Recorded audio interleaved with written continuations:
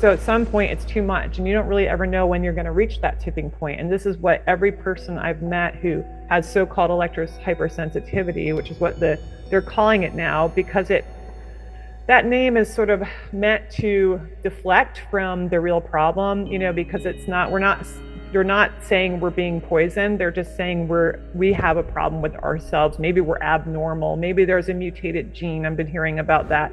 Not that we've just been poisoned, and the poison has accumulated to a point where we can no longer tolerate, and we become sort of allergic to the exposures. That was my next question. What would make someone like yourself feel to that extreme ill by it? I mean, I'm sure I have some symptoms of it, especially tiredness, but that might be having 2 children. But what would make someone like you that sensitive to it, but someone like me not? Have you found any kind of evidence to answer that question? Because most people will be watching this going, well, I feel all right. Yeah.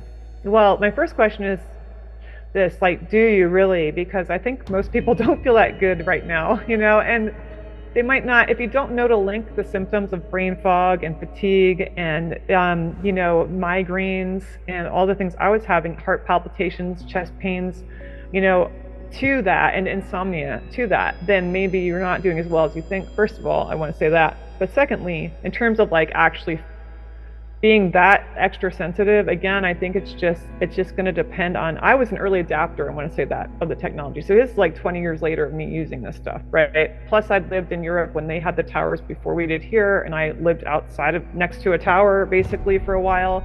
And this is what I hear from other people like me. They just had more exposure in most cases, like maybe a cell tower got put on next to their window, or like on, antennas on their roof.